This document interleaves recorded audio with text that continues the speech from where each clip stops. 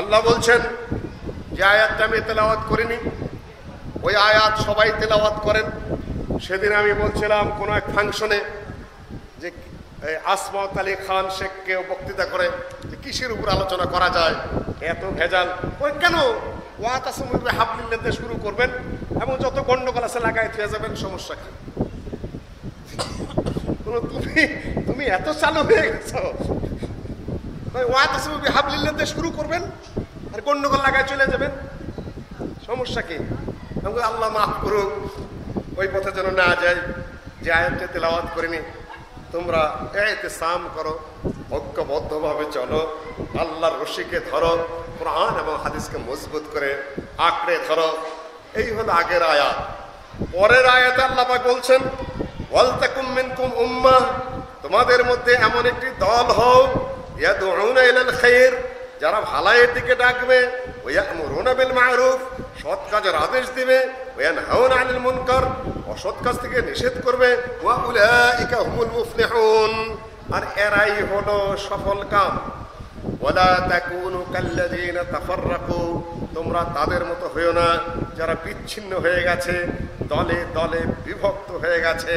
ওয়াখতালাফু, মতবিরোধ করেছে, দ্বিমত করেছে, মিন বাদি মা জাআহুমুল বায়িনাত, দলিল প্রমাণ আদি আসার পরে। উলাইকা লাহুম আযাবুন আযীম, এদের জন্য রয়েছে ভয়ঙ্কর শাস্তি। আগে আছে হুমুল মুফলিহুন, তারা হলো মুক্তিপ্রাপ্ত।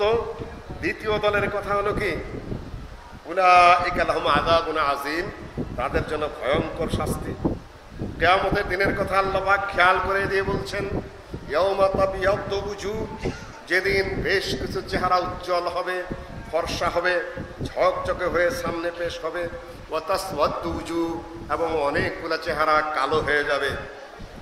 ফাআম্মাল্লাযীনা আসওয়াদ্দাত উজুহুহুম, যাদের চেহারাগুলো কালো হয়ে যাবে তাদেরকে বলা হবে আকাফারতুম বা'দা ঈমানিকুম, ঈমান আনার পরেও কি তোমরা কুফরি করেছিলে?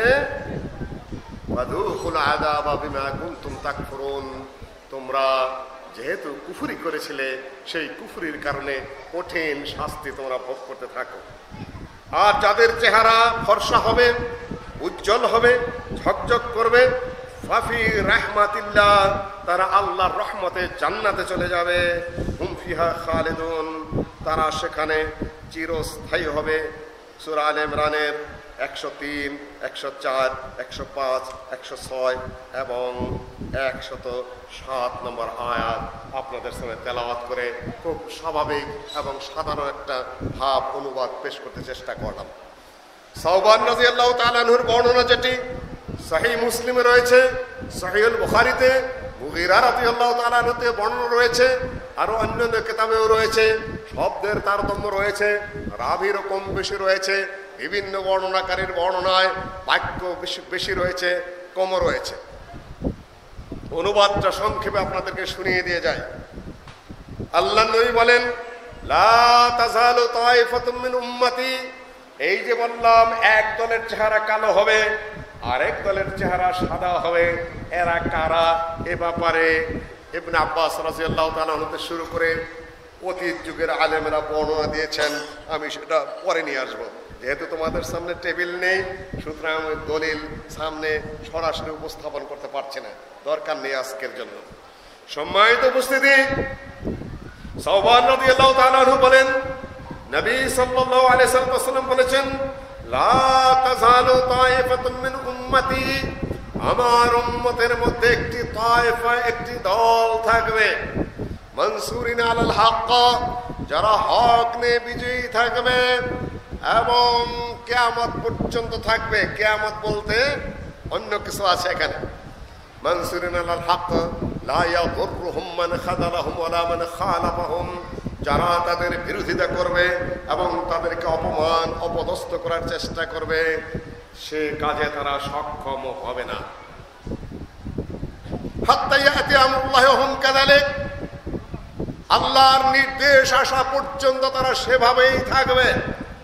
আল্লাহর নির্দেশ বলতে কিয়ামতের আগে একটি ঠান্ডা বাতাস প্রবাহিত হবে, সেই বাতাসগুলো মুমিনদের বগলের নিচ দিয়ে ঢুকে পড়বে। বিভিন্ন হাদিসের কিতাবে এসেছে, এবং সেই বাতাস লাগার সাথে সাথে এই পৃথিবীতে যত মুমিন মানুষ আছে সব মৃত্যুবরণ করবে, একজন মুমিনও বেঁচে থাকবে না। তারপরে শুধু কাফেররা থাকবে, মুশরিকরা থাকবে, বেঈমানরা থাকবে। লা তাকুমুস সাআ ইল্লা আলা শিরারিল খালক। আল্লাহ নবী বলেছেন কিয়ামত কোনো ভালো মানুষের উপর অনুষ্ঠিত হবে না, আগেই ভালো মানুষরা সব মারা যাবে। কিয়ামত অনুষ্ঠিত হবে শুধুমাত্র কাফের, মুশরিক, বেঈমান, ফাসিক, ফাজিরদের উপরে। ভালো মানুষ যতদিন বেঁচে থাকবে ততদিন পর্যন্ত কিয়ামত হবে না, আল্লাহ পাক ততদিন কিয়ামত দিবেন না। মুমিনরা মরে শেষ হয়ে যাবে। ওই দিন পর্যন্ত হক নিয়ে, সত্য নিয়ে একদল লোক বিজয়ী থাকবে। তারা সত্য কথা বলেই যাবে, তারা শুদ্ধ কথা বলেই যাবে, তারা নির্ভুল কথা বলেই যাবে, তারা অকাট্য কথা বলেই যাবে কিয়ামতের আগ পর্যন্ত। দুশ্চিন্তাও আছে, আবার সুসংবাদও আছে। নবী সাল্লাল্লাহু আলাইহি সাল্লাম বলেন, মুআবিয়া রাদিয়াল্লাহু তাআলা আনহু থেকে বর্ণিত হাদিস, অন্যান্য বর্ণনাও আছে। হাদিস সুনানে আবু দাউদে রয়েছে, হাদিস তিরমিজিতে রয়েছে, হাদিস সুনানে ইবনে মাজাতে রয়েছে। কোনটার মধ্যে বর্ণনা একটু দুর্বলতাও রয়েছে। যেটা বেশি শুদ্ধ সেটাই আমি আপনাদের সামনে উপস্থাপন করছি। মুআবিয়া রাদিয়াল্লাহু তাআলা আনহু বর্ণনা করেন যে আল্লাহর নবী বলেছেন, ইফতারাকাতিল ইয়াহুদু আলা 72 ফিরকা।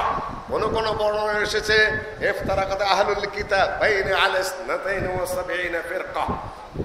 সোজা কথা, আমি বিস্তারিত হবে আপনাদের সামনে হাদিসটা উল্লেখ করছি এভাবে। ইহুদিরা 71 ফিরকায় বিভক্ত হয়েছে, নাসারারা 72 ফিরকায় বিভক্ত হয়েছে। সাতাফতারিকু উম্মতি আলা 73 ফিরকা। আমার উম্মত 73 ফিরকায় বিভক্ত হবে। এইটুকু একটু মাথায় ভালো করে রাখুন। ইহুদিরা 71 ফিরকায়, নাসারারা 72 ফিরকায়, অর্থাৎ খ্রিস্টানরা। আমার উম্মত বিভক্ত হবে 73 ফিরকায়। কুল্লুহুম ফিন্নার, সবাই জাহান্নামে যাবে, ইল্লা ওয়াহিদা, শুধুমাত্র একটি মাত্র দল ছাড়া, একটি মাত্র দল ছাড়া। অথচ তারা আল্লাহ নবীর উম্মত।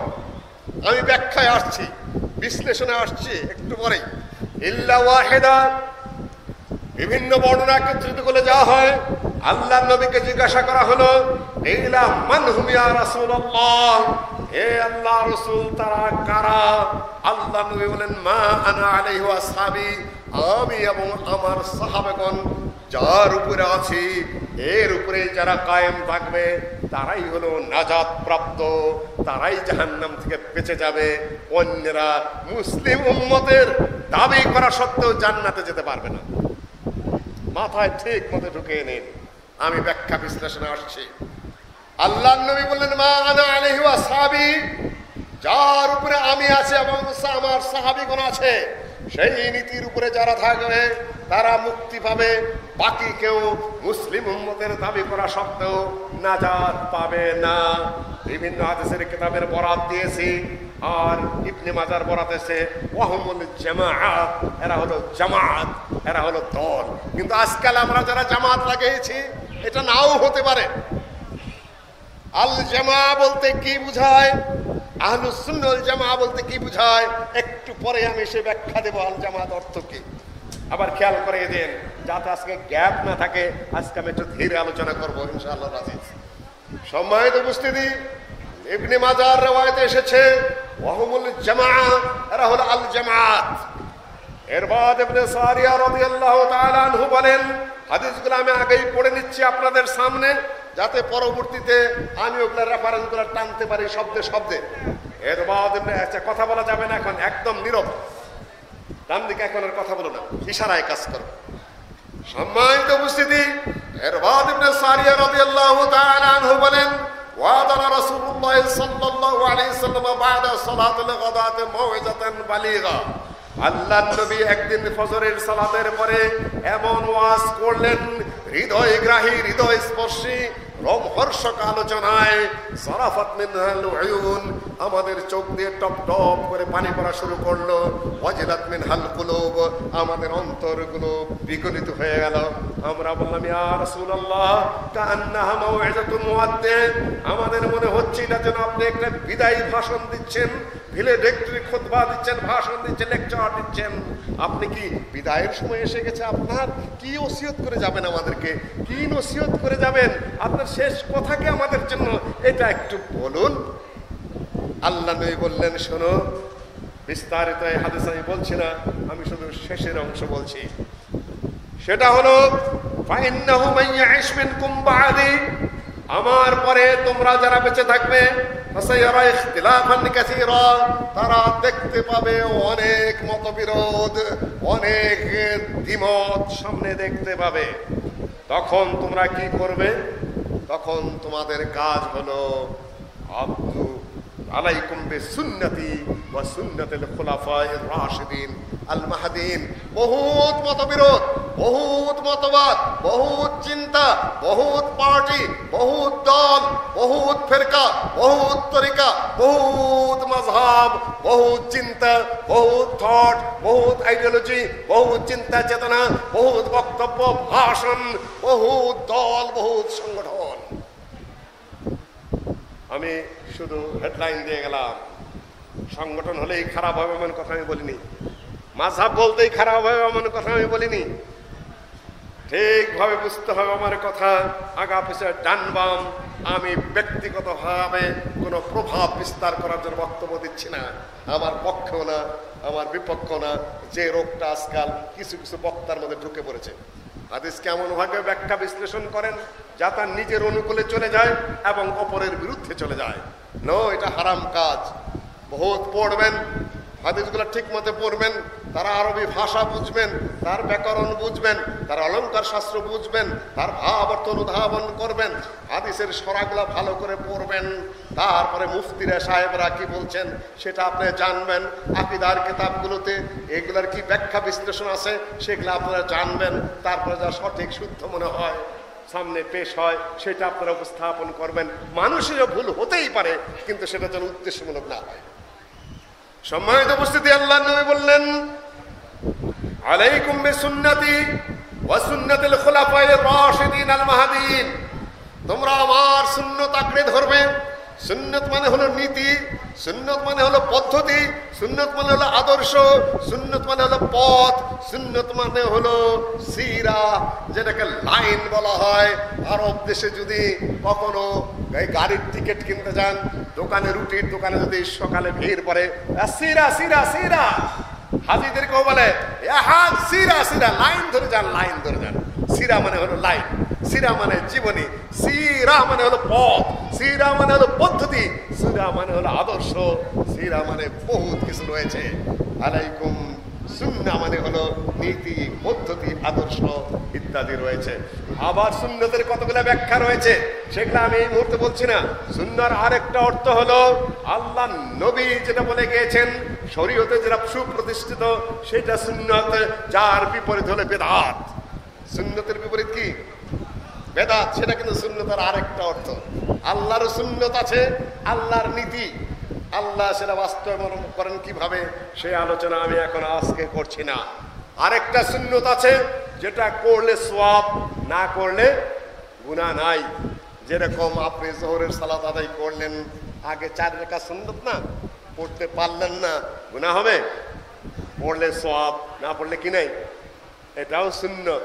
আবার আরেকটা সুন্নত হলো শরীয়তের বিধিবিধান যা সুস্পষ্ট হয়ে আল্লাহ নবী দিয়ে গেছেন, তার বিরুদ্ধে নিজেরা বহুত ইবাদত বানিয়ে নেওয়া, এটার নাম কি? সুন্নতের বিপরীতে বেদাত। আরেকটা হলো নীতি, পদ্ধতি, আদর্শ। সেটা হলো ব্যাপক বিষয়। আল্লাহ নবীর নীতি সত্য কথা বলা, আল্লাহ নবীর নীতি হলো গাদ্দারি না করা, আল্লাহ নবীর নীতি হলো সাহসিকতা, আল্লাহ নবীর নীতি হলো প্রতিশ্রুতি রক্ষা। আল্লাহ নবীর যে নীতি আছে সব এই সুন্নতের মধ্যে গণ্য। সুন্নতের বহুগুলা ব্যাখ্যা রয়েছে। আলাইকুম বিসুন্নতি ওয়া সুন্নাতিল খুলাফায়ে রাশিদিন আল মাহদিন। আমার যে খুলাফায়ে রাশেদা থাকবে, আমার পরবর্তী যারা রাষ্ট্রের শাসক হবেন, যারা এই মুসলিম বিশ্বকে চালাবেন, সেই যে খুলাফায়ে রাশেদা, সব খলিফা কিন্তু রাশেদ না। এখানে আমি আবার বলে যাচ্ছি, খিলাফতের নাম ধরে কেউ মদ খাবে, শাসকের নাম ধরে কেউ অন্যায় করবে, শাসকের নাম ধরে কেউ জুয়া চুরি করবে, শাসকের নাম ধরে কেউ মানুষ পিটাবে, শাসকের নাম ধরে কেউ মানুষ হত্যা করবে, শাসকের নাম ধরে কেউ ন্যায় বিচার করবে না, অথচ নিজের নাম লাগাবে খালিফা। সে খালিফা ফাসেদা, খালিফা রাশেদা না। সে কি? খালিফায় ফাসেদা, ফাসেদ খলিফা, রাশেদ খলিফা না। আল্লাহ নবী বলেছেন আলাইকুম বিসুন্নতি ওয়া সুন্নাতিল খুলাফায়ে রাশিদিন আল মাহদিয়িন। সঠিক পথের এবং হেদায়েত প্রাপ্ত খুলাফায়ে রাশিদিনের আদর্শ তোমরা ধরে থাকবে এবং চলবে। আব্দু আলাইহা বিন নওয়াজিজ, তোমরা সেই সুন্নতের উপরে এমন ভাবে অটল থাকবে, বিন নওয়াজিজ, মাড়ির দাঁত দিয়ে কামড়ে ধরবে। সামনের দাঁত দিয়ে কামড় দিলে ক্ষতি কি? এর আগে আমি ব্যাখ্যা দিয়েছি। ক্ষতি হলো সামনের দাঁত হলো নরম, শক্ত করে ধরবেন, টান দিলে হয় দাঁত ভেঙে যাবে, না হলে যেটা ধরবেন সেটা কি হবে? ফসকে যাবে। এই জন্য আল্লাহ নবী বলেছেন আদ্দু আলাইহা বিন নওয়াজিজ, একটা মাড়ির দাঁত দিয়ে, ভিতরের দাঁত দিয়ে কঠিন ভাবে কামড়ে ধরবে, টানলেও যাতে না ছুটে, দাঁতও যাতে না ভাঙে। আদ্দু আলাইহা বিন নওয়াজিজ। হাদিসের আর বাড়াচ্ছি না, তিরমিজিতে, নাসাইতে ইত্যাদিতে হাদিসটা রয়েছে, বিখ্যাত হাদিস। সম্মানিত উপস্থিতি, এখন আমি এই কোরআনের আয়াত এবং হাদিসগুলোকে সামনে রেখে আপনাদের সামনে বক্তব্যকে এগিয়ে নেওয়ার চেষ্টা করছি। আল্লাহর নবী ঘোষণা দিয়ে দিলেন ইফতারাকাতিল ইয়াহুদ আলা 71 ফিরকা। ইহুদিদের ওখানে আমি যাচ্ছি না। নাসারারা বহু ভাগে ভাগ হয়ে গেল। আগে নাস্তুরিয়া হলো, ইয়াকুবিয়া হলো, অর্থোডক্স হলো, প্রোটেস্ট্যান্ট হলো, ক্যাথলিক হলো। ক্যাথলিকরা এবং প্রোটেস্ট্যান্টরা দীর্ঘদিন মারামারি করলো এই ইউরোপ এবং আমেরিকা জুড়ে। রোমের সেই ক্যাথলিক গুরুদের সাথে বিশাল মারামারি হলো। যুগের পর যুগ মারামারি গুতাগুতি করে রক্তক্ষয়ী সংঘর্ষের পরে তারপরে একটা ফান্ডামেন্টালিজমে তারা চলে আসলো। ফান্ডামেন্টালিজম বলতে যেটা বুঝায় আমাদের সমাজ আজকাল, পত্র পত্রিকায় যেটা আজকে দেওয়া হচ্ছে, মৌলবাদ। ইসলামে কোনো মৌলবাদও নেই, ইসলামে কোনো যৌগবাদও নেই। ইসলাম ইসলাম, যা কোরআনে আছে এবং যা হাদিসে আছে সুস্পষ্ট, সেটা ইসলাম। হয় ইসলাম নয় অন ইসলাম। ফান্ডামেন্টালিজম নামে, মৌলবাদ নামে ইসলামে কিছু নেই। ইসলাম নিজেই সত্য, সঠিক, নির্ভুল। ওই সকল বেউকুফরা, ওই সকল আহম্মকরা যাদের ইসলাম প্রসঙ্গে কোনো ধারণা নেই, খ্রিস্টানিটি প্রসঙ্গে ধারণা নেই, ফান্ডামেন্টালিজমের ইতিহাস প্রসঙ্গে যাদের সামান্যতম জ্ঞান নেই, পথে ঘাটে, পত্র পত্রিকায়, সেমিনারে, টেলিভিশনে, প্রচার মাধ্যমে অকথ্য কথাবার্তায় নির্বোধ আহম্মকরা বলে থাকে। তুমি ফান্ডামেন্টালিজম প্রসঙ্গে কি জানো? তুমি মৌলবাদ প্রসঙ্গে তুমি কি জানো? খ্রিস্টানরা গত শতাব্দীর প্রথম দিকে ঐক্যমত হয়ে গেল মারামারি বন্ধ করার জন্য কয়টা বিষয়ের উপরে। একটি হলো ঈসা আলাইহিস সালাম আল্লাহর পুত্র।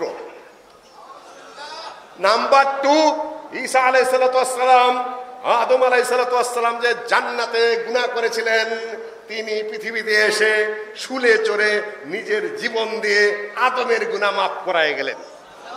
3 নাম্বার ফান্ডামেন্টালিজম, সেটা হলো কিয়ামতের দিন আল্লাহর পুত্র যেহেতু বিচারক হিসাবে তিনি আল্লাহর ডান পাশে বসে সারা পৃথিবীর সকল মানুষের বিচার করবেন। এইটা হলো ফান্ডামেন্টালিজম। ও চিন্তাবিদ, ও সাংবাদিক, ও বুদ্ধিজীবী, যারা কথা কুকথা বলে বেড়াও ইসলামের নামে, শিখে নাও কিছু, নিজেদেরকে অনেক কিছু মনে করো, গজভুক্ত কপিত্থবৎ অপদার্থের দল। এরা দেশ চালায়, অনেকে চিন্তা দেয়, থট দেয়, আর ওই টাইমে ইসলামের উপরে চাপায় আহাম্মকের মতো, গর্ধবের মতো। আমি চ্যালেঞ্জ করেই বলছি, তোমরা সীমা লঙ্ঘন করো, না জেনে না বুঝে। এইটার নাম ফান্ডামেন্টালিজম।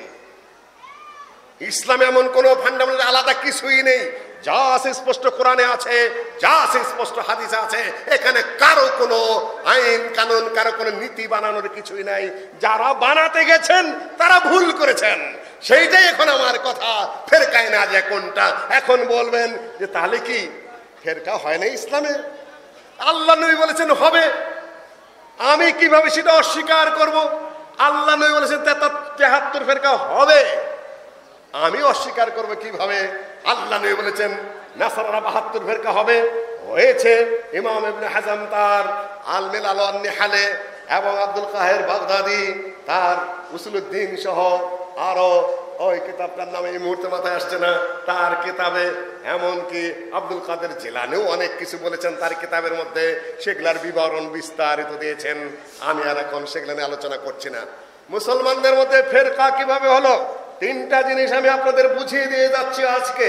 ফেরকা কাকে বলে, মাযহাব কাকে বলে, সংগঠন কাকে বলে, 3টা জিনিস মাথায় রাখুন যাতে ভুল না হয়, অন্যায় করবেন না কেউ। ফেরকা বলতে বোঝাচ্ছে ফেরকা আবার 2 প্রকার, একটা হলো ফেরকা বাতিলা, আরেকটা হলো ফেরকায়ে নাজিয়া। আমি বুঝিয়ে যাচ্ছি আপনাদেরকে। খালি যদি ফেরকা বলা হয় সেটা ফেরকায়ে বাতিলা, আর যদি মুক্তিপ্রাপ্ত ফেরকা বলা হয় তার সাথে ফেরকায়ে নাজিয়া লাগাইয়া বলবেন। খালি ফেরকা যদি বলেন সেটা কি ফেরকা বাতিলা, আর যদি ফেরকা সে নাজিয়া লাগাইয়া বলেন তাহলে সেটা কি আহলে সুন্নাহ ওয়াল জামাতের আওতাধীন যত ফেরকা আছে সব ইনশাআল্লাহ ফেরকায়ে নাজিয়া আহলে সুন্নাহ ওয়াল জামাতের। কিন্তু আহলে সুন্নাহ ওয়াল জামাতের বাইরে যারা আছে তারা হলো কি ফেরকায়ে বাতিলা। 72 কেন? আল্লাহর নবী একটা সংখ্যা বলে গেছেন, মৌলিক হেডলাইনের আওতায় আরো অনেক বেশি রয়েছে। প্রথম চিন্তার দিকে আমি আসি আপনাদের কাছে। আল্লাহ ওসমান রাদিয়াল্লাহু তাআলা আনহুর যুগে একদল লোক ওসমান রাদিয়াল্লাহু তাআলা আনহুর বিরুদ্ধে বিদ্রোহ করে বসলো। তারা বলা বলি আব্দুল্লাহ বিন সাবা ইহুদির বাচ্চা ইসলাম গ্রহণের অভিনয় করে মুসলিম জামাতের মধ্যে ঐক্যে ফাটল ধরনের চেষ্টা করলো। সে বলা শুরু করে দিল যে আলীর কাছে ওহী আসার দরকার ছিল, তাও যদি না হয় তাহলে প্রথম খলিফা আলীরই হওয়া দরকার ছিল। এখান থেকে শিয়াদের মূল মন্ত্র চলে আসলো। খুব ভালো করে শুনুন, আমাদের দেশের শিয়ারা মোটামুটি শান্তি প্রিয়, এরা অত তত্ত্বমত্ত কিছুই বোঝে না। ইকবাল এখন কথা বলেন একটু না। আমাদের দেশের শিয়ারা মোটামুটি শান্তি প্রিয়। মুহররমের 10 তারিখ আসলে একটু হাই হাসান হাই হোসেন করে, একটু চাকু ঘুরায়, একটু দৌড়াদৌড়ি পারে, ঢোল টগরা পিটায়। এরা নিজেদের জন্য ক্ষতি করে, কিন্তু সমাজ জামাতের জন্য তেমন কোনো সমস্যা দেয় কিছুই না। কেন? ওরা অত্যন্ত দরিদ্র, নিগৃহীত, থাকে কোন ঝুপড়ির মধ্যে। তাদেরকে না পাকিস্তান ফেরত দেওয়া হলো, না তারা নিয়ে নিল, না আমাদের দেশে তারা নাগরিকত্ব নিল, না তাদের জীবনের কোনো হাল হকিকত আছে। এই মানুষগুলাকে এভাবে নিগৃহীত অবস্থায় রাখার পক্ষে আমি আপাতত না, তারা যাই হোক না কেন, তারা তো মানুষ। তো কোন পরিস্থিতি রেখেছেন তাদেরকে? এগুলো কোন মানবতা গো? আমি বুঝি না। ইমরান খানকে অনুরোধ করবো, আপনি যেহেতু মুসলমানের পক্ষে অনেক কথা বলেন, আপনি নিয়ে নেন। মাত্র 2.5 লক্ষ 3 লক্ষ মুসলিম এখানে, শিয়া হোক আর যাই হোক, তাদেরকে আপনি নিয়ে নেন। লক্ষ লক্ষ মানুষকে নাগরিকত্ব দিয়ে দিয়েছে আফগান মুজাহিদদেরকে। আমরা অনুরোধ করো বাংলাদেশ সরকারকে, এই নিগৃহীত শিয়া যা আছে হাই হাসান হয়ে হোসেন যাই করুক না কেন, এদেরকে হয় ভালো জায়গায় থাকার ব্যবস্থা করে দিন। নাহলে আবার এখন ইমরান খানের মন মানুষের একটু ভালো মনে হয়, তার সাথে নেগোসিয়েশন করে তাদেরকে পাঠিয়ে দিন। অমানবিক জীবনযাত্রা তাদের কতদিন চলবে? কিন্তু যারা শয়তান শিয়া, নীতিগতভাবে আদর্শগতভাবে, আমি সেইটা নিয়ে কথাবার্তা বলছি। আবার অনেকে বলবে তুমি তোমার বক্তব্যের মাধ্যমে এই দেশের মধ্যে অশান্তির সৃষ্টি করছো। No never. ভুল কথা ভুলভাবে বলবেন না, অন্যায় করবেন না, দুর্নীতি করবেন না, ভাষাকে ঘোরাবেন না। আমি মাপা কথা বলার চেষ্টা করি যতটুকু পারি, আলহামদুলিল্লাহ। সম্মানিত উপস্থিতি, ওরা ছড়িয়ে দিল যে নবুয়ত আসার কথা ছিল নবী মুহাম্মদের কাছে, জিব্রাইল বেটা ভুল করে নবুয়ত দিয়ে দিয়েছে মুহাম্মদের কাছে। আরেক দল বলা শুরু করে দিল আলী আল্লাহ, আল্লাহ আলী, ওয়া হুয়াল আলিয়ুল আযীম, আলী আযীম, তিনি আল্লাহ। কোরআনে বহু জায়গায় এসেছে। আরেক দল বলা শুরু করে দিল যেটা বললাম, যে নবুয়ত আসার কথা ছিল আলীর কাছে, বেটা জিব্রাইল গাদ্দারি করে দিল মুহাম্মদকে। আরেকদল বলতে গাদ্দারি করে নাই, তবে বুঝতে পারে নাই। কেন? যে আলীর সাথে আর নবী মুহাম্মদের সাথে চেহারায় এত মিল ছিল যে দুইজনের পার্থক্য জিবরাইল করতেই পারে না। গতবার হয়তো বলেছি, আল্লাহ নবীর বয়স 40, আলীর বয়স 12 কিংবা 13। আল্লাহ নবী একটু লম্বা গড়নের, আলী হলেন খাটো। আল্লাহ নবীর লালচে ফর্সা, আলী হলেন একটু কাজলা শ্যামলা। আল্লাহ নবী ছিলেন সিমসাম গড়নের, আলীর সিনা ছিল বড়। আল্লাহ নবীর গায়ে লোম ছিল পাতলা, আলীর গায়ে লোম ছিল ভরা। আল্লাহ নবীর পেট ছিল চাপা, আলী রাদিয়াল্লাহু তাআলার পেট ছিল অনেক বড়। আল্লাহ নবীর দাড়ি ছিল স্বাভাবিক সরল, আলী রাদিয়াল্লাহু দাড়ি ছিল একেবারে ঘাড় সুদ্ধা পেঁচানো। আল্লাহ নবীর মাথার চুল ছিল খুব ঘন, আলী রাদিয়াল্লাহু তাআলার মাথা ছিল টাক। আর জিবরাইল বেটা এসে দুজনের পার্থক্যই বুঝতে পারল। এই হলো শিয়ালের জাত। আরেকটা কথা আল্লাহ বলেন, রূহুল আমিন নাযালা বিহি রূহুল আমিন, বিশ্বস্ত আত্মা, শক্তিশালী আত্মা, জ্ঞানী আত্মা জিবরাইলের বহু প্রশংসা কোরআনে কারিমে এসেছে। আর এইরকম একটা নির্বোধ ফেরেশতা যে আলীর মধ্যে আর নবীর মধ্যে পার্থক্য বোঝে না, তাকে দিয়ে আল্লাহ পাক ওহী পাঠাইলেন। তাহলে দোষটা কি জিবরাইলের না আল্লাহর নিজের? নাউযুবিল্লাহ মিন যালিক। আল্লাহর ফেরেশতা খুঁজে পাইলেন না, এই গর্দভ আহাম্মক ফেরেশতা যে আলীর মধ্যে আর আল্লাহর নবীর মধ্যে পার্থক্যই বোঝে না, তাকেই পাঠিয়ে দিলেন। দোষ তাহলে শুধু জিবরাইলের উপর থাকবে না, চলে যাবে সেটা আল্লাহর বিরুদ্ধে। নাউযুবিল্লাহ মিন যালিক। আরেক দল বলছে, একটু না ভাই ভাই ভাই, নড়াচড়া করা যাবে না, শান্ত, একটু না, একদম শান্ত থাকতে হবে। সম্মানিত উপস্থিতি, আরেক দল বলছে খলিফা হওয়ার কথা ছিল আলীর। এই মতবাদে এখন ইরান চলে। ইরানের যে রাষ্ট্রটি আছে সেই রাষ্ট্রটি চলে এই কথার উপর বর্তমানে। সেটি হলো যে প্রথম খলিফা হওয়ার কথা ছিল আলী রাদিয়াল্লাহু তাআলা আনহুর। ওমর গাদ্দারি করে আবু বকর হাতে বায়াত করেছে এবং অন্যান্য সাহাবীরা, আল্লাহর নবীর সাহাবীরা গাদ্দারি করে ওমরের পাশ ধরে তার পথে চলে আবু বকর হাতে বায়াত করে তারা বিশ্বাসঘাতকতা করেছে। সুতরাং অধিকাংশ সাহাবী মিথ্যাচার এবং প্রতারণা করেছে এবং গাদ্দারি করেছে। সুতরাং তাদের কিছুই মানা যাবে না, তারা বৈধ খলিফা একজনেও নয়। অথচ আল্লাহর নবী যখন অসুস্থ হলেন, অসুস্থ অবস্থায় আবু বকর রাদিয়াল্লাহু তাআলা আনহু কত ওয়াক্ত ইমামতি করেছেন আপনারা বলতে পারবেন? আল্লাহর নবীর জীবদ্দশায় মসজিদের সাথে আল্লাহর নবীর ঘর, ইকামত হওয়ার পরে আল্লাহর নবী তার ঘর থেকে গিয়ে ইমামতিতে শামিল হতেন। আল্লাহর নবীর জীবদ্দশায় আল্লাহর নবীর পাশে ছিলেন, এমত অবস্থায় 17 ওয়াক্ত ইমামতি করেছেন আবু বকর রাদিয়াল্লাহু তাআলা। কত ওয়াক্ত? 17 ওয়াক্ত ইমামতি করেছেন আল্লাহর নবী। সেই যে মৃত্যুর 4 দিন কি 5 দিন আগে, 17 ওয়াক্ত আগে মাগরিবের ওয়াক্তে সাহাবীদেরকে নিয়ে সূরাউল মুরসালাতে উরফা এই সূরা তেলাওয়াত করে তারপরে যে পড়লেন বিছানায় দ্বিতীয়বার, সেই এশার ওয়াক্ত থেকে নিয়ে শুরু করে যেদিন মৃত্যুবরণ করলেন সেই দিন ফজর পর্যন্ত 17 ওয়াক্ত ইমামতি করতে পারেন নাই। ইমামতি করেছেন কে? আবু বকর রাদিয়াল্লাহু তাআলা আনহু। হজ্জে যখন পাঠালেন আল্লাহর নবী, তখন কাকে পাঠালেন? প্রথম আল্লাহর নবী প্রথম হজে যাননি। 9ম হিজরিতে আল্লাহর নবী প্রথম পাঠিয়ে দিয়েছেন আবু বকরকে। আবু বকরকে হজের ইমাম বানিয়ে পাঠিয়েছেন, আমির বানিয়ে পাঠিয়েছেন। তারপর আল্লাহ নবী পরের বছর নিজে হজ্জের নেতৃত্ব দিয়েছেন। আবু বকর রাদিয়াল্লাহু তাআলা নিয়ে আমি আর কোনো কথা বলতে চাই না। একটা কথা শুধু আপনাদেরকে বলে যেতে চাই, যেটা ইমাম ইবনে আবিল ইজ আল হানাফি শারহ তাহাবিয়া, ইমাম আবু জাফর তাহাবি হানাফির আল আকিদা তাহাবিয়া যিনি ব্যাখ্যা করেছেন, সাদরুদ্দিন ইবনে আবিল ইজ আল হানাফি শারহ তাহাবিয়াতে একটা কথা বলেছেন, সেটা আমি আপনাদের সামনে উল্লেখ করে দিয়ে আমি অন্য চ্যাপ্টারে চলে যেতে চাচ্ছি। উনি বলেছেন যে দেখুন, ইহুদিদেরকে যদি জিজ্ঞাসা করা হয় সবচেয়ে ভালো মানুষকে, ইহুদিরা বলবে মুসা আলাইহিস সালামের আশপাশে যারা ছিলেন তারা হলো সবচেয়ে ভালো মানুষ। নাসারা খ্রিস্টানদেরকে যদি জিজ্ঞাসা করা হয় যে সবচেয়ে ভালো মানুষকে, তারা বলবে যে ঈসা আলাইহিস সালামের সাথে যে হাওয়ারীরা ছিলেন 12 জন, তারাই সবচেয়ে ভালো মানুষ। আর এই শিয়াদেরকে যদি জিজ্ঞাসা করা হয় সবচেয়ে খারাপ মানুষ কারা, ওরা বলবে আল্লাহ নবীর সাহাবীরা হলো সবচেয়ে খারাপ মানুষ।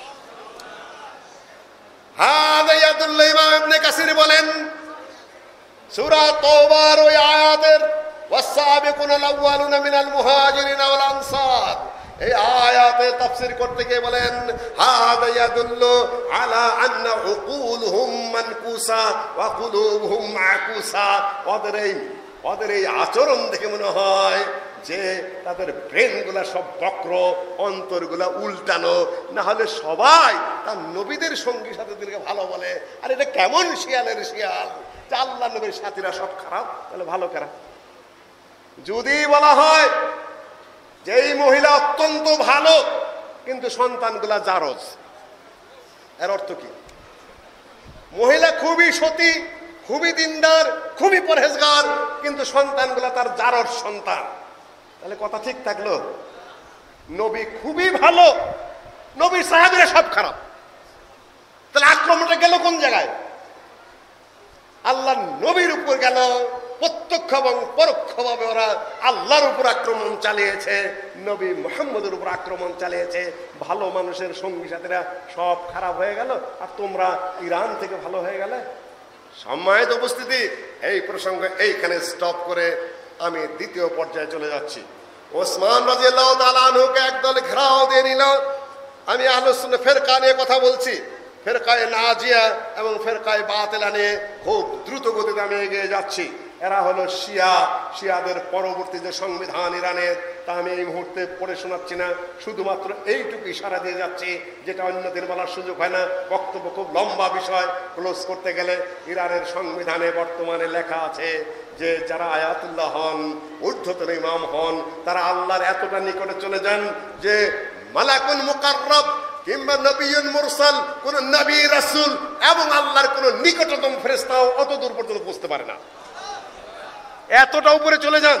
তাদের আধ্যাত্মিক শক্তি এতটা বলিয়ান যে তারা জাররা পর্যন্ত দেখতে পান তাদের অনুষ্ঠানে বসে, তাদের জায়গায় বসে। পৃথিবীর অণু পরমাণু পর্যন্ত তারা চাক্ষুষ তাদের জায়গায় বসে দেখতে পান। লিখিত আছে এগুলা জাফরিয়া ইমামে ইসনা আশারিয়ার উপরে রাষ্ট্র চলবে, কোরআন হাদিসের উপর চলবে, এই কথা ইরানি সংবিধানে নেই। তারপরেও আমরা বেউকুফের মতো কথা বলি ইরান ইসলামী রাষ্ট্র, ইরান হলো ইসলামী রাষ্ট্র, এটা হলো মুসলমানদের রাষ্ট্র, মুসলিম রাষ্ট্র। আমি বলি তোমরা কি আহাম্মকের স্বর্গে বসবাস করো নাকি? আমরা তখন ঢাকা আলিয়া মাদ্রাসার ছাত্র, খমিনি এর থেকে ফ্রান্স থেকে চলে আসলো, রেজা শাহ পাহলভীর পতন হলো, ঢাকায় মিছিল বেরোতো আমেরিকার বিরুদ্ধে, তো সকল মুসলমান তখন, আমরাও ঢাকা আলিয়া মাদ্রাসা থেকে মিছিল বের করেছি, লং লিভ খমিনি ইত্যাদি ইত্যাদি বলেছি। মৌলানা মহিউদ্দিন খান সাহেব তখন একটা বই লিখলেন, একটা ইরানিদের সমাচার নিয়ে, আমরা অবাক হয়ে গেলাম। সারা পৃথিবী যখন খমিনির পক্ষে, তখন এই লোকিনী কি লিখলেন, অবাক হয়ে যে ধীর স্থিরভাবে পড়লাম। আহলে হাদিস হওয়া সত্ত্বেও আকিদার কোনো জ্ঞান আমাদের ছিল না, বিশ্বের ইতিহাস প্রসঙ্গে আমাদের জ্ঞান ছিল না, উত্থান পতন প্রসঙ্গে আমাদের কোনো ধারণা ছিল না। খমিনির পক্ষে একজন আহলে হাদিস ছাত্র হিসাবেও রাস্তায় স্লোগান দিয়েছি, লং লিভ খমিনি, এবং আমেরিকা ধ্বংস হোক, পতন হোক। বারবার পড়াশোনা করে দেখি, এরে আল্লাহ, কিসের আমেরিকা, কিসের ইহুদি, কিসের খ্রিস্টান? কিচ্ছু না। ইহুদি ওরা একটা শিয়ারা ইহুদি খ্রিস্টানদের চেয়ে তো মুসলিমদের জন্য অনেক ভয়ানক। ইহুদি খ্রিস্টান আমরা চিনি, তাদের প্রতিরোধ করতে পারি। শাইখুল ইসলাম ইবনে তাইমিয়া বলেছেন যে এরা শিয়ারা হলো এমন যে ইহুদি খ্রিস্টানদের মোকাবেলা করা যায়, বাঘের মোকাবেলা করা যায়, সিংহের মোকাবেলা করে যায়, কিন্তু বিছানার নিচে বিষাক্ত সাপ শুয়ে থাকলে ওটা তো আমি জানিও না মোকাবেলা করবো কি দিয়ে ওটাকে। উনি বলেছেন হাড়ের ভিতরে পোকা ঢুকে, হাড়ের মজ্জা যেরকম, হাড় যেরকম খেয়ে দেয় পোকায়, শিয়ারা ওইভাবে মুসলিম সমাজকে খেয়ে দেয়। বিস্তারিত বিবরণ দেওয়ার অবকাশ শুধু এক বিষয় নেই করা দরকার ছিল, কিন্তু আমার জন্য আরো কয়েকটা বলতে হবে। ওসমান রাদিয়াল্লাহু তাআলা ঘেরাও দিয়ে বসলো, আব্দুল্লাহ বিন সাবা তাদেরকে উস্কানি দিল। মিশর থেকে অন্যান্য যারা মুসলিম ছিল, নতুন মুসলিম, ইসলাম প্রসঙ্গে কিছুই জানে না, তারা গুগাইরা এসে 40 দিন পর্যন্ত ঘেরাও করে রাখলো। পানির পিপাসায় পানি দিয়ে ভাতে পানিতে সকারাত খেয়ে দিল, কেউ কেউ কিছু কিছু পানি সেখানে সাপ্লাই দিতেন। আল্লাহর নবীর একের পরে এক দুই কন্যাকে ওসমান রাদিয়াল্লাহু তাআলা বিয়ে করেছেন, এবং ওসমান রাদিয়াল্লাহু ফজিলতের বর্ণনা আমি আর করছি না, শুধুমাত্র এইটুকু বলছি, অত্যন্ত ভদ্র, অত্যন্ত নম্র, অত্যন্ত দানশীল, অত্যন্ত দিনদার পরহেজগার মানুষ। এই গ্রামের মধ্যে পড়ে থেকেও তিনি প্রায় দৈনিক সিয়াম পালন করতেন। সবাইকে বললেন যে আমরা প্রতিরোধ করব, যারা আসছে এদের বিরুদ্ধে আমরা যুদ্ধ করব। ওসমান রাদিয়াল্লাহু তাআলা আনহু বললেন, আমি স্বপ্নে দেখেছি আমি আল্লাহর নবীর সাথে ইফতার করছি, সুতরাং আমার এই পৃথিবীতে কোনো গরজ নেই, আমার হয়তো মৃত্যু খুব নিকটে এসে গেছে, আর আমাকে বাঁচানোর জন্য তোমরা একটা মানুষের রক্ত ঝরাবে এটা আমি চাই না। নেতৃবৃন্দ শুনে নিন ভালো করে, যারা দায়িত্ব পালন করেন তারা শুনে নিন। তারা তো অনেক সময় নিজেদের নিয়ে ব্যস্ত থাকেন, তারা নিজেরা সবসময় নিজেদের সুযোগ সুবিধা প্রটোকল প্রোটেকশন নিয়ে থাকেন। ওসমান রাদিয়াল্লাহু তাআলা আনহুকে প্রোটেকশন দেওয়ার জন্য, ওদেরকে প্রতিরোধ করার জন্য আলী রাদিয়াল্লাহু তাআলা আনহু স্বয়ং উপস্থিত হয়েছেন যে আপনি কিন্তু, তিনি তো খালিফা, তখন স্ট্যান্ডিং খলিফা, তার অনুমতি ছাড়া তো পারেন না, বারবার অনুমতি নিতে গেছেন। তিনি শুধু একটা কথাই বলেছেন, আমার জীবনের জন্য আমি একটা মুসলমানের রক্ত ঝরতে দেব না, আমি ভয় মারা যাব, আমি মরবো কিন্তু নাগরিক মরতে দেব না। আর এখন সারা পৃথিবীর কথা হলো নাগরিক মারো, আমি বাঁচতে চাই। সারা পৃথিবীতে বলে গণতন্ত্র চলে, সারা পৃথিবীতে মনুষ্যত্ব চলে, পৃথিবীর থেকে বর্বরতা উধাও হয়েছে। এক একজনের পিছনে অমক রেজিমেন্ট, তমক রেজিমেন্ট, অমক বাহিনী, অমক প্রোটোকল, অমক ঠেকাও, সারা পৃথিবীর মানুষকে মেরে খুন করে অস্থির করে ফেলছেন প্রতিপক্ষ দমন করতে গিয়ে। বিশেষ করে প্রতিটা মুসলিম রাষ্ট্রের সরকারগুলো যা তা করছেন মুসলিম কান্ট্রি বেশি, কিন্তু খলিফাদের কাছ থেকে শিক্ষা নিন। ওসমান রাদিয়াল্লাহু তাআলা বলছেন, আমি মরবো কিন্তু নাগরিক করতে দেব না।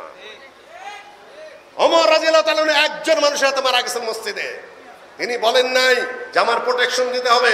আলী রাদিয়াল্লাহু তাআলা আনহু ফজরের সালাতে ইমামতি করার সময় সন্ত্রাসীদের হাতে নিহত হয়েছেন, তিনি বলেন নাই যে আমার বাহিনী লাগবে। এগুলা শিক্ষা।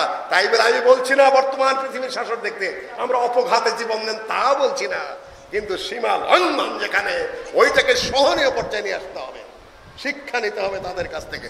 আর আপনারা বদনাম করেন ইসলামের, তাদের কি বলছে আমি বিশেষভাবে, বদনাম করেন খোলাফায়ে রাশিদিনের, বদনাম করেন ইসলামী শাসকদেরকে। আপনারা কোথায়, তারা কোথায়?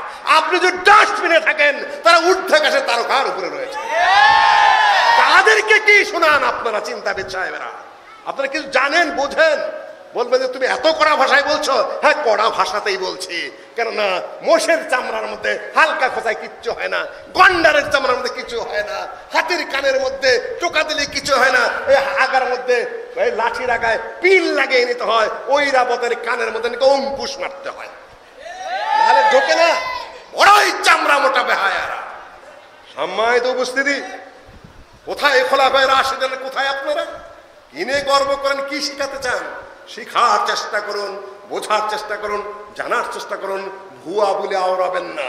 নিজেরা নিজেদের ভাবমতে চলুন, সেটা আপনাদের ব্যাপার, কিন্তু খোলাফায়ে রাশিদিন নিয়ে, ইসলামিক শাসককে নিয়ে টু শব্দ করার অধিকার, যোগ্যতা আপনাদের কারোই নেই, ছিল না, নাই, পরিষ্কার কথা।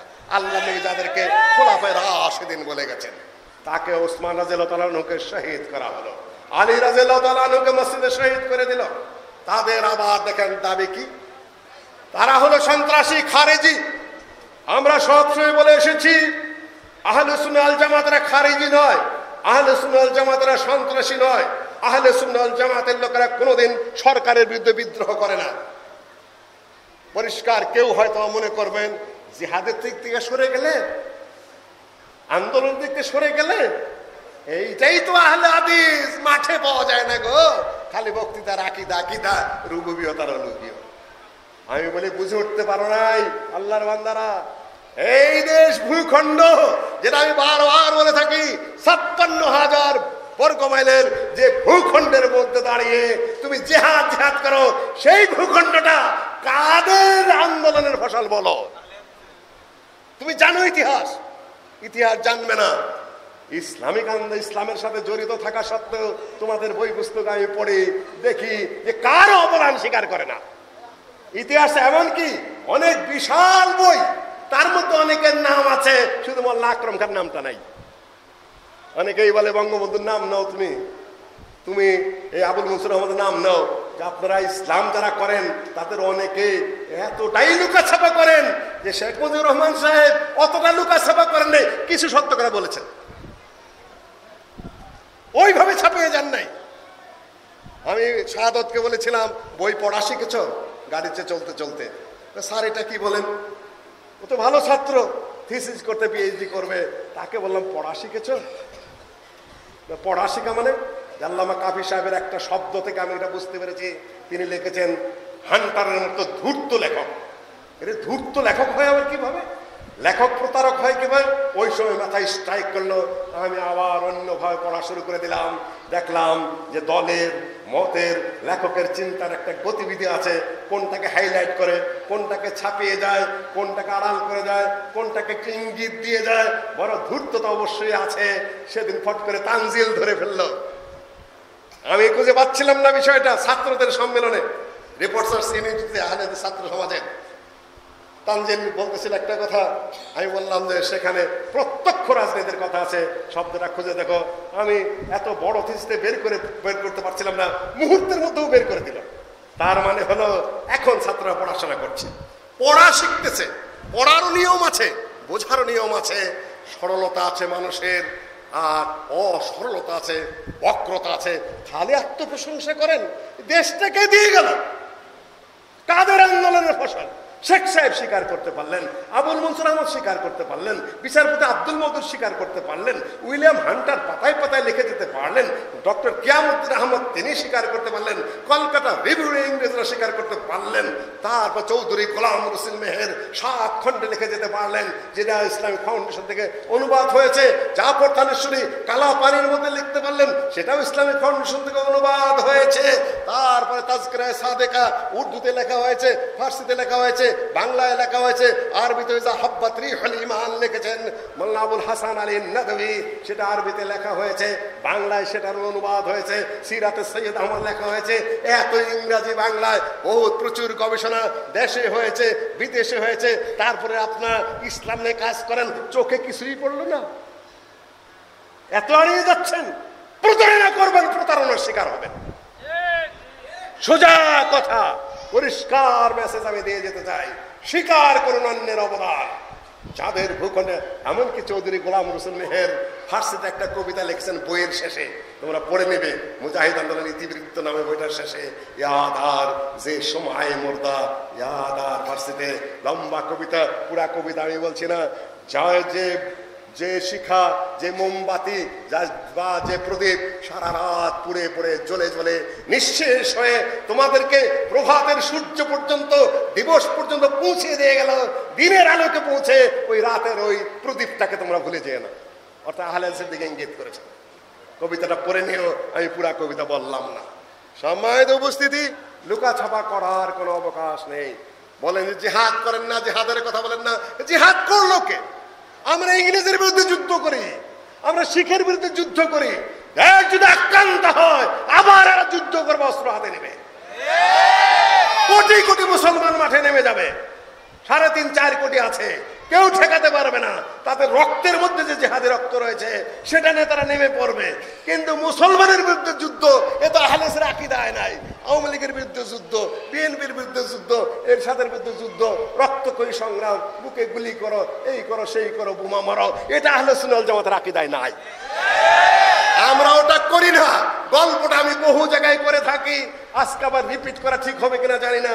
সহিহ মুসলিমের হাদিস, এটা হলো খারিজিদের আকীদা।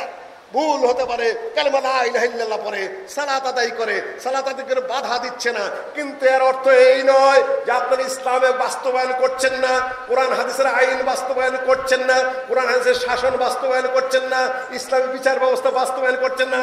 এই জন্য আপনারা খুব প্রশংসিত তা নন, আপনারা ধিক্কারযোগ্য। সন্ত্রাসীরাও যেরকম সন্ত্রাসী অন্যায় আপনারা করছেন না, আপনারা অন্যায়ের মধ্যে আছেন, কোন পক্ষে ভালোর মধ্যে নেই। কিন্তু ওরা ফৌজদারি অন্যায় করছে ইসলামের নামে। আপনারা ইসলাম করবেন না বলেই দিয়েছেন, কিন্তু আপনারা ইসলামের নাম নিয়ে বোমা ফেলেন, এটা আহলুস সুন্নাহ ওয়াল জামাতের আকীদা নয়, এটা হলো ফিরকায়ে খারিজিয়ার আকীদা। আমি কিন্তু ফিরকা নিয়ে কথা বলছি। ব্যালেন্স আছে, আমরা সন্তুষ্ট নই কখনো না। যে সরকার পূর্ণাঙ্গভাবে ইসলাম বাস্তবায়ন করে না, সহিহ মুসলিমের হাদিস, ইল্লা মান রাদিয়া ওয়া তাবা, যারা সন্তুষ্ট হয় এবং অনুসরণ করে, আমরা ইসলাম বিরোধী যা সে ব্যাপারে আমরা সন্তুষ্ট না, আমরা আনুগত্য করি না, ওইখানে না।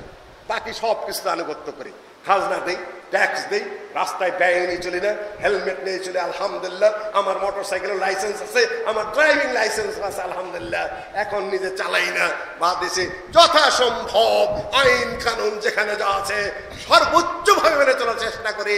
এই বুকের মধ্যে অনেক সময় সমস্যা হয়, তাও আমি ওভার ব্রিজ দিয়ে পাড়ি দেই, নিজে পাড়ি দিয়ে চেষ্টা করি না। হয়তো ভুল কখন হয়ে যেতে পারে, সন্তানাদিকেও আমি নির্দেশ দেই না যে কোনো ধরনের নিয়ম কানুনের ব্যত্যয় ঘটাবে যেটা ইসলামের সাথে সাংঘর্ষিক নয়। কিন্তু ইসলামের বিরুদ্ধে যেটা সহ্য করি, কিন্তু প্রশংসা করি না। ঠিক মতো বুঝে নিতে হবে প্রতিটি আহলুস সুন্নাহ ওয়াল জামাতের মানুষকে। সম্মানিত উপস্থিতি, খারেজিদের নিয়ে কথা এই পর্যন্ত শেষ করি। দুটো কথা বলে যাই শুধুমাত্র।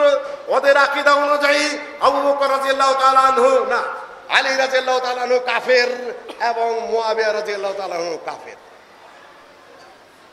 যারে জান্নাতের সুসংবাদ দেওয়া হয়েছে, আল্লাহর নবীর কি চাচাতো ভাই, আল্লাহর নবীর জামাই, সে মুসলিম বিশ্বের খলিফা, ফজরের সালাতে ইমামতি করতে যাচ্ছেন, ওই মুহূর্তে খারেজিরা তাকে হত্যা করে দিল। আব্দুর রহমান বিল মুলজেম ধরা পড়ে গিয়ে বলে যে আমাকে ছেড়ে দাও, আমি আল্লাহর কাছে ওয়াদা করেছি যে পৃথিবীর বুকে সবচেয়ে দুইটা নিকৃষ্ট মানুষকে হত্যা করে আল্লাহর কাছে জান্নাত চাবো, একটাকে হত্যা করেছি, মুআবিয়াকে হত্যা করতে পারি না, মুআবিয়াকে হত্যা করে এসে আমি ধরা দেব, তারপরে যা খুশি তা করো, তারপরে আমি আল্লাহর কাছে বলবো পৃথিবীতে দুইটা নিকৃষ্ট মানুষ হত্যা করে এসেছে, আল্লাহ তুমি এখন আমাকে জান্নাত দাও।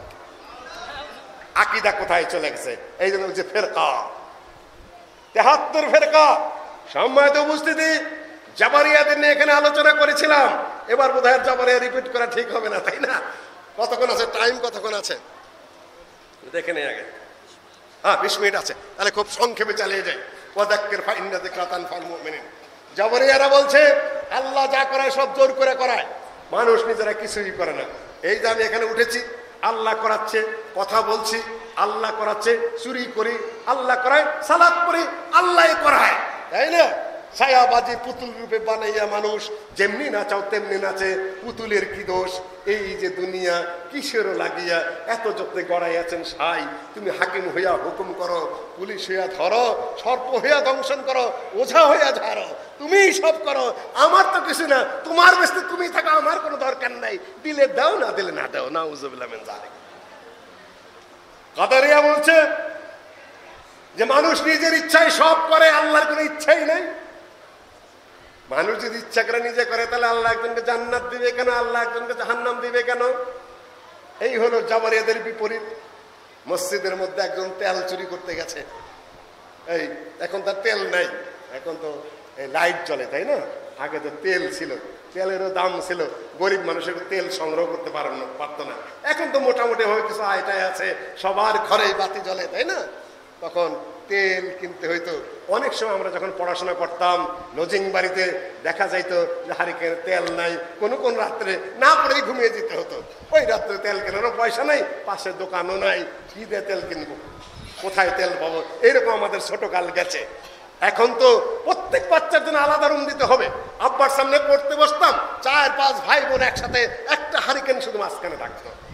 এখন যার যার মতো রুম ছাড়া তো পড়াশোনাই হয় না, কেউ কারো কাছে বসবে না, বিচ্ছিন্ন ভাব। কেউ কেউ তো, যাই হোক, কত কথা আমি বলতে চাচ্ছি না, মসজিদে তেল চুরি করতে গেছে, যে বলতেছে হাযাল বাইতু বাইতুল্লাহ ওয়া হাযা যাইতু যাইতুল্লাহ আনা আব্দুল্লাহ আখাযতু মিনহু বিসমিল্লাহ। এই ঘর হলো আল্লাহর ঘর, তেল হলো আল্লাহর তেল, আমি হলাম আল্লাহর একজন বান্দা, এখান থেকে বিসমিল্লাহ বলে নিয়ে নিলাম। মুয়াজ্জিন বলতেছে, আড়ালে দাঁড়িয়েছিল, তামসা দেখতেছে, চালাক তো কম না। তাহলে পরের দিন তো মোতাল্লির কাছে হিসাব দিতে হয়, বেটা তেল গেল কই, তুই নিজেই চুরি করছিস। তো আড়ালে থেকে দেখতেছে, এই ইমাম সাহেব লাঠিটা নিয়ে পিঠের মধ্যে মারে আর কয় হাযাদ দারবু মিন দারবিল্লাহ, এই পিটনিটা আল্লাহর পক্ষ থেকে। যেমন জাবরিয়া তেমন পিটনি। সম্মানিত উপস্থিতি, এই হলো জাবরিয়া, যে আল্লাহ তোরে চুরি করাইতেছে, আল্লাহ আমাদের পিটান দেওয়াই দিছে, সমস্যার কি আছে? সম্মানিত উপস্থিতি, আর হলো জাবরিয়া। মুরজিয়া আছে, সেটা নিয়ে আলোচনা করতেছি না, সেটা আমি বাদ দিয়ে দিলাম খুব তাড়াতাড়ি। কাররামিয়ারা হলো, সেটা নিয়ে আমি আলোচনা করতেছি না। আবার একদল খালক মুতাজিলা হলো, মুতাজিলা হলো আকলপন্থী, ব্রেনে যেটা বলবো ওরা খুব তুখার ব্রেনে, তারা অনেক বড় বড় আলেম, জাহেজ মুতাজিলি, জামাখশরীর তাফসীর যেটা পড়ানো হয় আলিয়া মাদ্রাসাগুলোতে, সেও মুতাজিলি, বহুত বড় বড় মুতাজিলিরা চিন্তাবিদরা গেছে, তারা বহুত আকীদা প্রশ্ন তুলেছে, ওই পুস্তকে সেগুলো রয়ে গেছে। তাদের একদলের কথা হলো কবরের আযাব নাই। এখন নাকি তাদের একটা গ্রুপ আছে, কোথায় কোথায় পড়ায়, তাফসীর পড়ায়, কোরআন পড়ায়, সেখানে গিয়ে নাকি মানুষেরা জড়ো হয়ে বসা তাদের কাছ থেকে ইলম গ্রহণ করে। তাদের কিছু কিছু মানুষ আমার সাথে দেখা করে বলে কবরের আযাব এটা আছে, কোরআনে আছে। আমাকে কোরআনে না থাকলে সেটা মানতে হবে না, হাদিসে যদি থাকে তখন থতমত খেয়ে যায়। আল্লাহর কালাম, আল্লাহ বলেছেন নবীকে মানতে হবে, নবীর হাদিস মানতে হবে। আপনি যদি বলেন কোরআনে না থাকলে আপনি সেটা মানবেন না, আপনি কোরআনও মানেন না, হাদিসও মানেন না, আল্লাহও মানেন না, রাসূলও মানেন না। নানান ভণ্ডামি নিয়ে এসে উপস্থিত তাদের কাছে যে মানুষ বসে, আমি দেখলাম যে কে যেন ছাড়ছে, ওরা নানান পথ বের করতেই পারে। আপনি যাচ্ছেন কেন ওখানে? একজনে পেশাব পায়খানা নিয়ে বসলে আপনি সেখানে খরিদ্দার হয়ে যাবেন নাকি? ডাস্টবিনের ময়লা নিয়ে একজন বসলো আপনার এই শুরুটোলা স্কুলের সামনে, আপনি ওইটা খরিদ করবেন? আপনি তো গাধা কেন, নির্বোধ কেন? কোথায় কে কোন রুমে যা বসা উদা তাফসীর করা শুরু করে দেয়, উদা হাদিসের দোষ শুরু করে দেয়, উদা চিন্তাবিদ সেজে কথা বলা শুরু করে দেয়, নির্বোধ আহাম্মকের মতো গিয়ে আপনারা তাদের কাছে ইলম হাসিল করা শুরু করে দেন। আলেমের অভাব পড়েছে, জ্ঞানের অভাব পড়েছে, ওখানে আপনি কেন? ওখানে আপনার কি? কবরের আযাব মানবে না, আল্লাহর কোরআন ছাড়া কিছুই মানবে না, হাদিস মানবে না। আমি তাদেরকে বললাম কোরআন শরীফটা কই, এটা যে আল্লাহর কোরআন, আল্লাহর নবী যদি বলেন এটা কোরআন না, তাহলে এটা কোরআন কি না বলেন? একটা ধাঁধা ধরলাম আপনাকে, আল্লাহর নবী যদি বলেন এটা কোরআন, সেটা কোরআন। আল্লাহর নবী যদি বলেন এটা কোরআন না, তাহলে সেটা কোরআন কি না? প্রশ্নই ওঠে না। আল্লাহর নবী বলেছেন এটা কোরআন আমার কাছে নাজিল হয়েছে, আমি বলছি এটা কোরআন, আমি তেলাওয়াত করছি কোরআন হিসাবে, সুতরাং সেটা কোরআন। না হলে সেটা কোরআন হিসাবে গ্রহণযোগ্য না। কিসের কোরআন সেটা? আল্লাহ নবীর কাছে নাজিল হয় নাই, আল্লাহ নবী জানেন না সেটা কিসের কোরআন, সেটা ইবলিস শয়তানের কথা। কাজে আল্লাহ নবীকে মানবেন, আপনি কোরআন মানবেন, আল্লাহকে মানবেন না, আল্লাহ নবীকে মানবেন না, আপনি আল্লাহকে মানার দাবি করবেন, এটা হলো একটা নিছক ভণ্ডামি এবং শয়তানের ছাড়া কিচ্ছু না। আরো দ্রুত চলে আসছি এই যুগে। এই যুগ নিয়ে আমি কয়টা কথা বলবো। গোলাম আহমদ কাদিয়ানি এসে গেল আপনার এই ভারতে। প্রথম সে দাবি করলো সে একজন ওলি বুজুর্গ, বহুত বই পুস্তক লেখলো। দ্বিতীয়বার সে দাবি করলো যে সে এখন মাসিহ মাউউদ, যার ওয়াদা করা হয়েছে তৌরাত ইনজিলে সেই মাসিহ। তারপরে সে বলল রাত্রে ঘুমন্ত অবস্থায় আল্লাহ ওয়াহদাহু লা শারীকা লাহু স্বয়ং তার পশ্চাৎ দেশ দিয়ে জিনা করে। তারপরে তার মধ্যে রিসালাত নবুয়ত ঢুকে গেল, পৃথিবীর সব এখন সে বোঝে, ওইখান থেকে সে নবুয়ত লাভ করলো। আহলে হাদিসের অল ইন্ডিয়া আহলে হাদিস কনফারেন্সের প্রতিষ্ঠাতা সেক্রেটারি জেনারেল, তিনি তার সাথে বাহাস মুনাজারা শুরু করলেন। দেওবন্দিরা আহলে হাদিসরা তখন এক ছিল, একটা ইনফরমেশন দিয়ে যায়। এখন যে হিংসা বিদ্বেষ সমাজে ছড়ানো হচ্ছে, হানাফি এবং আহলে হাদিস ব্রিটিশকালে এই যুদ্ধদ্বন্দ্ব ছিল না, একদল আরেক দলকে মেনে নিতেন। শাহ ইসহাকের ছাত্র সৈয়দ নজির হোসেন, শাহ ইসহাকের ছাত্র আল্লামা আব্দুল গনি মুজাদ্দিদি এবং শায়েখ আহমদ আলী সাহারানপুরি, হানাফি মাযহাবের যিনি সহিহুল বুখারীর হাশিয়া লিখেছেন, যেটা মাদ্রাসাগুলোতে পড়া হয়। একই ওস্তাদের ছাত্র তিনজন, অত্যন্ত সুসম্পর্ক ছিল সবার মধ্যে, মাযহাবী দ্বন্দ্ব ছিল।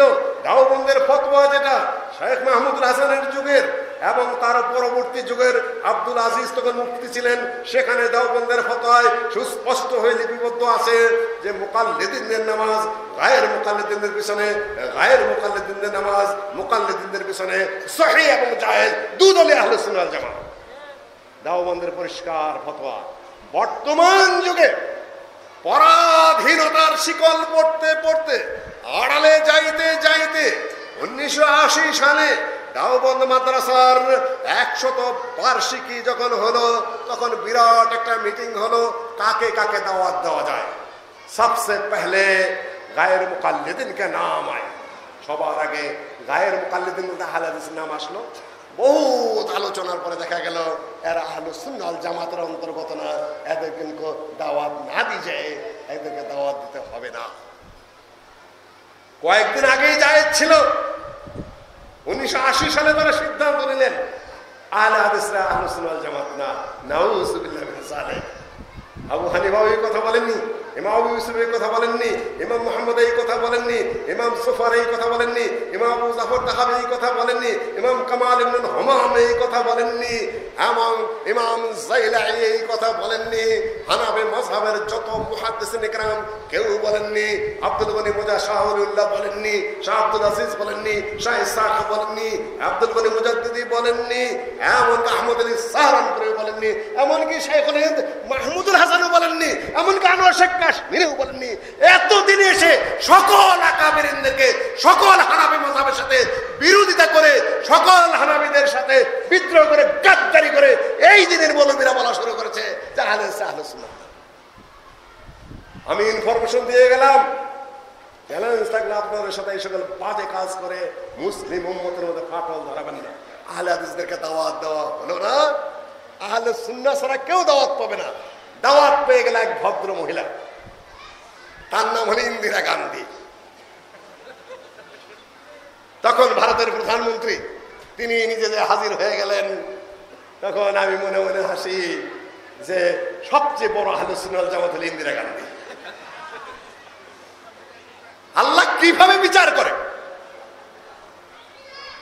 দেওবন্দ দুই ভাগ হয়ে গেল। আনোয়ার শাহ কাশ্মীরি রাহিমাহুল্লাহ তিনি চলে গেলেন, তারা কাশ্মীর নির্যাতিত, ইন্দিরা গান্ধীর বিরুদ্ধে তাদের অবস্থান। আর এনারা হোসেন আহমদ মাদানির সন্তানেরা তারা থেকে গেলেন এইদিকে, তারাই ফতোয়া ওরান আহলে সুন্নাহ ছাড়া কেউ আসতে পারবে না। ইন্দিরা গান্ধী হলো সবচেয়ে বড় আহলে সুন্নাহ ওয়াল জামাত। ফিরে আসুন আহলে হাদিসদের মধ্যেও যারা কথায় কথায় মাসালা নিয়ে হানাফিদেরকে পাইকারি হয়ে গালিগালাজ করেন, এটা ঠিক কথা নয়। হানাফিরা আহলে সুন্নাহ ওয়াল জামাতের মানুষ। আমরা শিরকের বিরুদ্ধে কথা বলি, আমরা বিদআতের বিরুদ্ধে কথা বলি, আমরা কথা বলি সহিহ হাদিস থাকা সত্ত্বে জাল এবং জয়ীফ হাদিসের উপর আমল করা যাবে না। হানাফি নাম নিয়ে আমরা এই সকল কথা বলি না। যারা বলেন তাদেরকে আরো শিখতে হবে, তাদেরকে আরো পড়তে হবে, তাদেরকে আরো বুঝতে হবে, ভাষা সংশোধন করতে হবে। আল্লামা আব্দুল্লাহ আল কাফি সাহেব তারা আহলে হাদিস পরিচিতির মধ্যে এবং ফেরকাবন্দি ও অনুসরণীয় ইমামগণের নীতির মধ্যে সব বিস্তারিত বুঝিয়ে গেছেন। আমি আপনি তিনি এত বড় চিন্তাবিদ যদি হতেন, তাহলে কাফি সাহেবের অবস্থানটা কোথায়? যত বড় মানুষ তার চিন্তা তত বড়।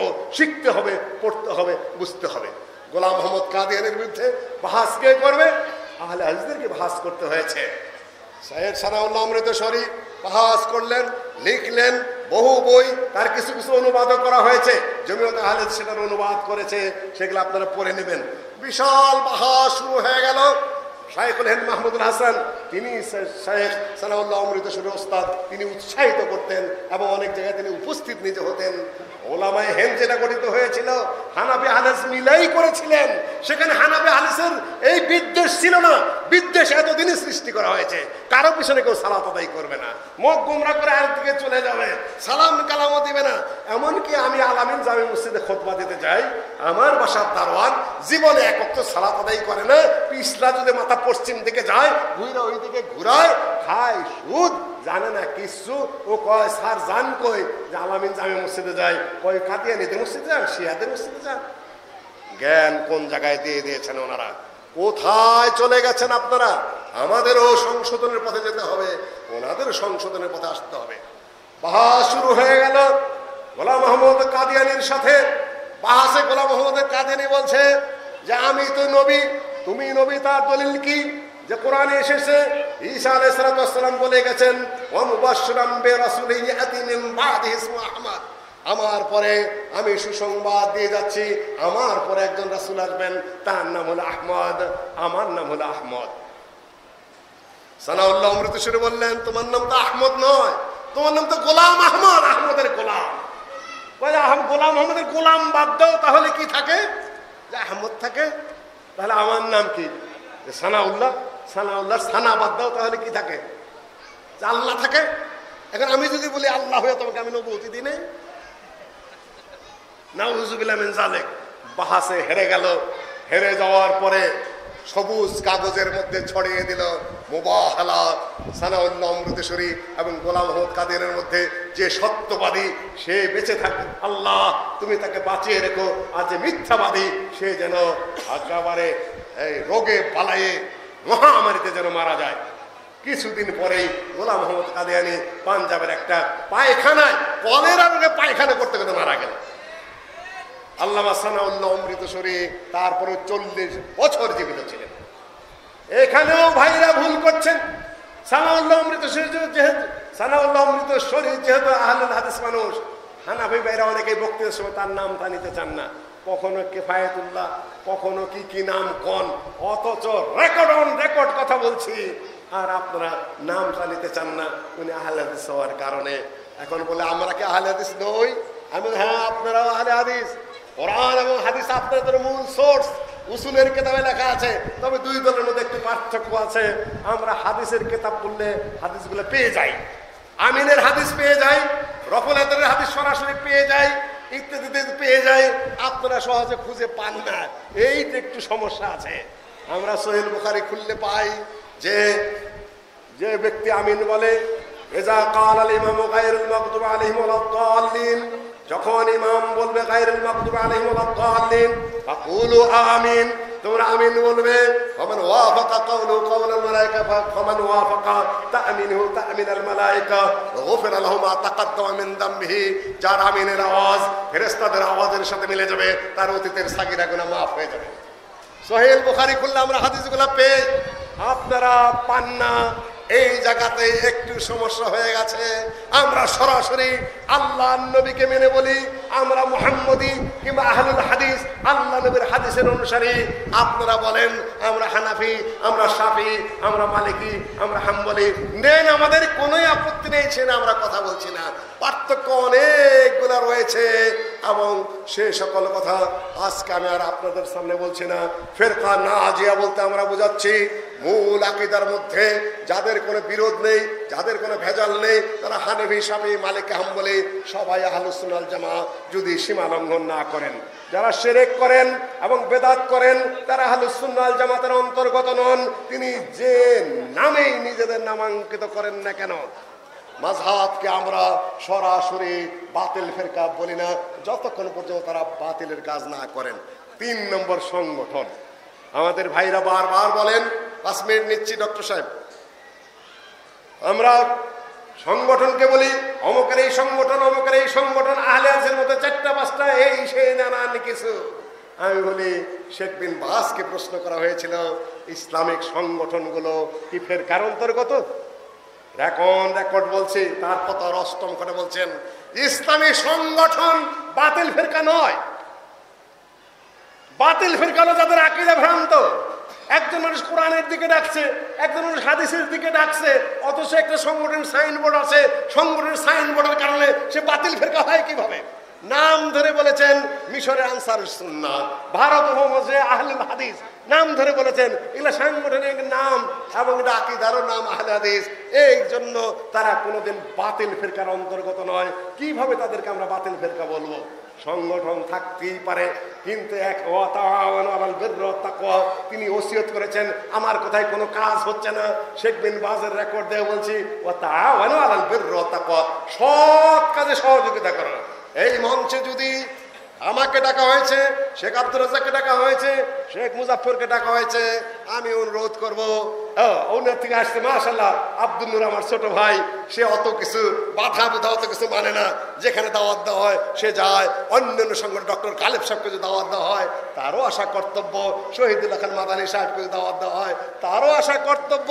যা যে বিষয়বস্তু দেওয়া হয়, আমরা যে কোরআন মানি, আমরা যে হাদিস মানি, আমরা যে শেখ বিন বাজকে আমাদের বড় মুফতি মনে করি, তাহলে তাআউন করতে হবে, পরস্পরকে সহযোগিতা করতে হবে। এক নম্বর। আবার এইটুকু করেন নাই বলে আপনি বাতিল ফেরকা, এই কথা আমি বলছি না, টাইম লাগবে। একটা অন্তর্বর্তীকালীন সময় যাচ্ছে বোঝার জন্য। এই অন্তর্বর্তীকালীন সময়টা চলে গেলে, ইন্টারিম পিরিয়ড গেলে ইনশাআল্লাহ পথ পরিষ্কার হবে। কেউ আসলেন না বলেই তাকে আমি বাতিল ফেরকার অন্তর্গত ঘোষণা দেব, এই বাজে কাজ আমি করি না। 2 নম্বর, না আসার একটা কারণও আছে, সেটা আমি আজকাল বুঝতে পারছি। সবাই নিজের স্বার্থে হুজুরদের ব্যবহার করে, অত্যন্ত মারাত্মক বিষয়। সংগঠন করি, শেষ পর্যন্ত দেখা যায় জাতীয় পর্যায়ের সাইনবোর্ড টাইনবোর্ড দিয়ে মানুষকে নিজের দরে ভিড়িয়ে আস্তে আস্তে খোলসের মধ্যে ঢুকিয়ে ফেলি, নিজে ব্যক্তি প্রতিষ্ঠা, আত্মপ্রতিষ্ঠা, পরিবার প্রতিষ্ঠা এবং নিজের পুত্র কন্যা প্রতিষ্ঠার দিকে চলে যায়। তাহলে সেখানে যাওয়ার আমার কি ঠেকা পড়েছে? আপনার মনের মধ্যে যে ওই ধারণা থাকে, মাদ্রাসা করবেন, জাতীয় পর্যায়ের ইউনিভার্সিটি করবেন, কিছু মনে করবেন না, গালি দিয়েন, পরে যায় আমি এবার মাপও চাই, ভাই কই আইছি, যদি আপনার বিরুদ্ধে যায় থেকে মাফ করে দিয়েন। মাদ্রাসা করবেন, বড় মাদ্রাসা জাতীয় পর্যায়ের, আলহামদুলিল্লাহ সবাই সহযোগিতা করে। আমরা দূরে যাই, যাওয়ার পরে আস্তে আস্তে দেখা যায় ব্যক্তি প্রতিষ্ঠা, আত্মপ্রতিষ্ঠা, সন্তান প্রতিষ্ঠা ছাড়া আর কোনো পথে খুঁজে পান না। তাহলে আগামীতে আমি যাবো না। আপনারা যে বড় কিছু থেকে ছোটর মধ্যে ঢোকেন, তাহলে আমার কি ঠেকা পড়ছে সেখানে যাওয়ার? আমার ভাষণ ঘুরে যাবে। আমি বলবো যারা যায় না তারা সম্ভবত ভালোই করে, তারা আমার চেয়ে বুদ্ধিমান, আগে বুঝে ফেলেছে। কিন্তু এই যে প্রতিষ্ঠান, এটা তো কারো ব্যক্তিগত না, এটা উদার, এটা সবার পক্ষ থেকে। এখানে ব্যক্তি প্রতিষ্ঠারও কিছু নাই, এখানে পরিবার প্রতিষ্ঠারও কিছু নাই। তাহলে আশা করব যে খোলসের মধ্যে বেরিয়ে আসতে হবে। জাতির জন্য কিছু দিতে গেলে নিজেকে শেষ করে দিতে হবে, নিজের সন্তানাদিকে শেষ করে দিতে হবে, নিজের ধন সম্পদ শেষ করে দিতে হবে, তাহলে জাতির জন্য কিছু করতে পারবেন। জাতিকে শো করে যদি আমরা নিজেদেরকে প্রতিষ্ঠা করার চেষ্টা করি, তাহলে ওখানে 2 দিন পরে বিরান হয়ে যাবে, সেই আগের ফতোয়াই সেখানে কার্যকর হবে। তাহলে দুপক্ষেই সমস্যা আছে। আগে এক পক্ষের সমস্যা আমি চিহ্নিত করেছিলাম, এখন আমার সামনে দুপক্ষের সমস্যায় প্রতিবাদ হচ্ছে, কিন্তু এগুলা বাতিল ফেরকা নয়। সম্মানিত উপস্থিতি, আমি সবার প্রতি গোটা জাতির জন্য কাজ করার জন্য, যারা বড় আলেম, যারা বড় সংগঠক, বড় চিন্তাবিদ, বড় বক্তা, বড় লেখক, বড় বড় ধরনের প্রতিষ্ঠান করতে পারেন, সকলের কাছে উদাত্তভাবে আহ্বান জানাবো, এই যে বিরাট কিছুকে ডিমের খোলসের মধ্যে ঢোকানোর চেষ্টা করেন, শেষ মুহূর্তে ওই খোলস থেকে মুক্ত হয়ে জাতিকে মুক্তি দিন। সবাই যেন এক মঞ্চে আসতে পারে, সেই পথ প্রকাশ্যে, গোপনে, ভিতরে, বাইরে আরো পরিষ্কার পরিচ্ছন্ন করবো আমরা। এই আহ্বান জানিয়ে আমি আমার বক্তব্য এখানে শেষ করছি। আসসালামু আলাইকুম ওয়া রাহমাতুল্লাহি ওয়া বারাকাতুহু।